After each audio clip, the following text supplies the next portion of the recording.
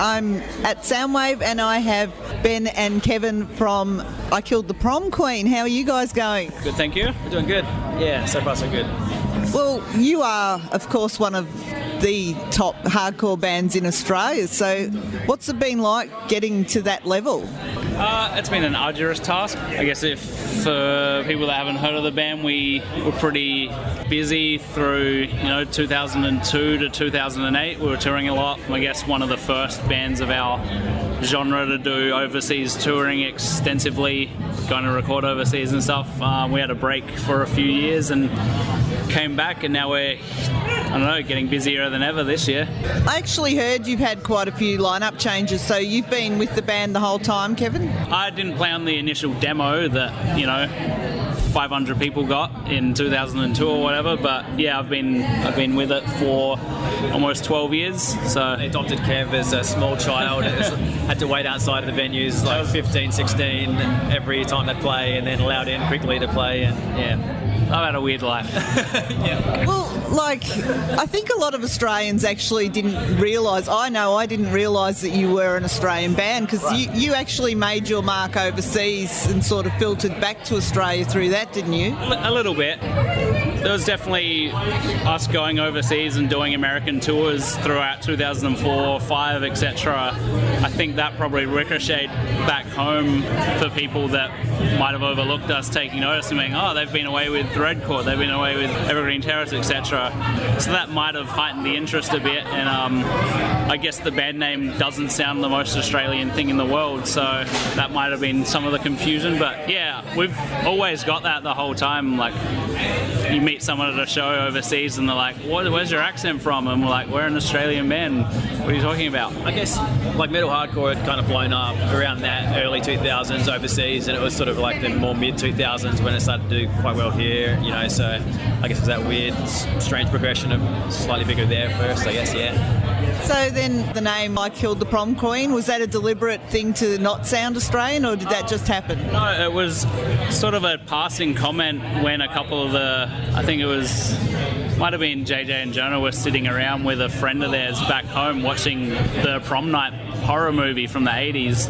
Apparently somewhere along there's a phrase that sounds like it, and the band was changing the name at the time, so he suggested it, and then this long on it feels really stupid saying as an adult to someone in the bakery or something. But I guess at the time a lot of the sort of chaotic hardcore that the band's influenced by, there was that over-the-top, dramatic, tongue-in-cheek band name was a thing, like Sky Came Falling, Drowning Man, those sort of bands. I guess now a lot of the younger, hypey bands have those over-the-top ones to stand out, but that wasn't the intention at the time, no. So have you ever met a prom queen and frightened the hell out of her? Or? I guess at Jonah's school, they actually had a prom apparently in beautiful Wollonga, South Australia. But I can't say what they did there. I don't know. They may have. I haven't, but I wasn't even in school when I quit in year 11 or something to waste my life doing riffs. So I didn't go to a formal or a prom. Well, actually, that's another thing too. You are from Adelaide, and you're still from Adelaide, so. Like a lot of bands tend to move to Melbourne or Sydney to make it, but you guys have stayed Adelaide-based. Why is that?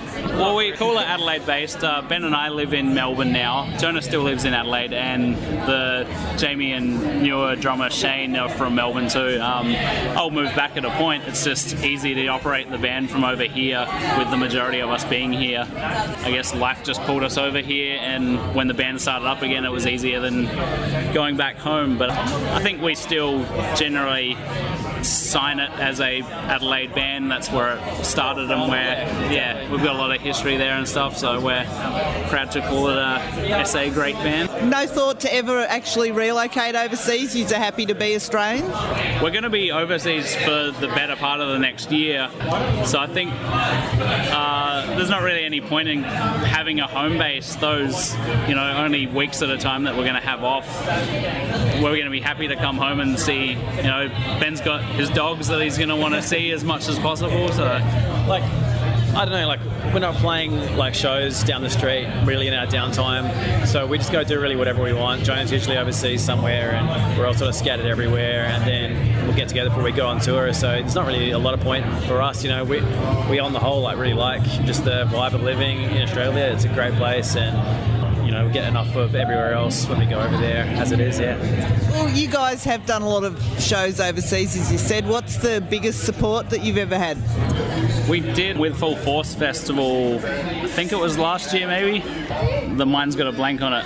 I think it was last year, where by the end of the night it was about 70,000 people on main stage. When we played, maybe 50,000. So that was definitely the most daunting of those type things in terms of just a direct support. It hasn't been anything super massive. I think when we did the Kill Switch Engage tour over here, where there was 4,000 person venues, that was probably the biggest in direct support terms. But through Europe we do a lot of the big. Oh yeah, that was sick. I saw merch.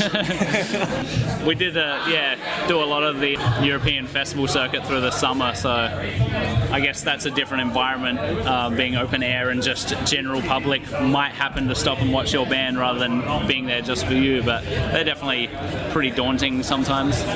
Well, after playing in front of 50,000 people and that, is it strange coming back home and doing venues that only hold 4,000 or 5,000 people, or do you love playing in Australia still anyway? Oh yeah, like we did before Soundwave, we did a quick show, just the Evelyn in Fitzroy in Victoria. It was kind of like a warm-up for us, and as well, like it was a benefit for Sea Shepherd, and yeah, that place holds like 300 or whatever. Like packed it out. It was awesome. You know what I mean? Like totally different, completely different vibe. When we first started touring, we weren't thinking we were ever going to be playing to more than 300 people. So we did a few smaller venues on the last Australian run we did, purely to have that sort of old vibe barrierless shows, because I think we all find them a lot more fun when the crowd can get a bit more intense. There isn't 15 feet between us or whatever. You can jump into the crowd, get a bit rowdy. They're always a little bit more fun than you're just on a show 50 metres away from somebody. So I think we all enjoy those ones more, but I guess as the band gets busier and busier and gets on bigger things, it's becoming less of a thing that we're playing those little dates. So when we can get them, we're stoked to do them. Well, you've got the album Beloved out at the moment, and what sort of things do you like to say in your music? What sort of message do you have in your music? Well, I guess Jamie tried to be, a little bit different than, a lot of metal stuff, and just try and keep most of it in some way, like having a positive tint on a lot of what he was writing about, I guess. He definitely wanted to avoid a lot of newer bands that are getting, they have their year or two of hype or whatever because they're doing shock value, they're doing misogyny in their lyrics just because that'll look funny on a t-shirt, and teenagers are going to want to annoy their parents with that and stuff. So Jamie definitely wanted to avoid that sort of shock value, just draw on actual life experience rather than just trying to do the cheap thrills. Yeah, look, I guess that, we're all vegetarian or vegan as well. There's a little bit of that in there, but yeah, look, it's mostly just, most of what Jamie was, where his head was at when we were recording, really, yeah.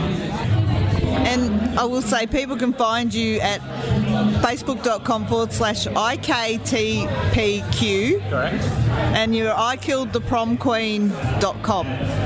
Yeah, I actually have not looked at that website for about 10 years, but I didn't know it still existed. It's still there. It's still there. It's still there. Great. Sweet.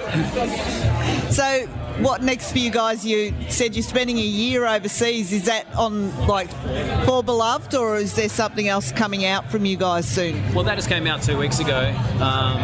So I guess, right after this, we're over for Take Action tour in the States. About 6 days after, Soundwave finishes. So that should be good. It's just under 4 weeks, I think. Then we're back here for a little bit.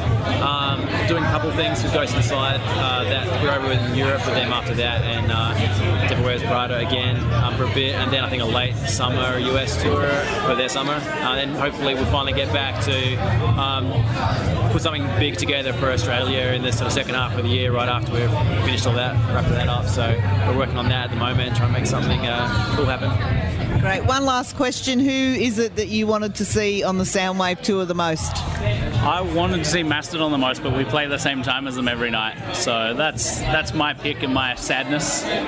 Yeah, look, that's a bit of a bum out. We went to see the Glassjaw Dillinger Sideway the other day, which is good, but we don't get much chance, unfortunately, to really see much while we're on it. So, yeah. Well, good luck with your show tonight and the rest of the tour, and hopefully we'll see you on Bands Warped or Soundwave again very soon. Awesome. Thanks so much for having us. Appreciate it. Thanks. Appreciate it.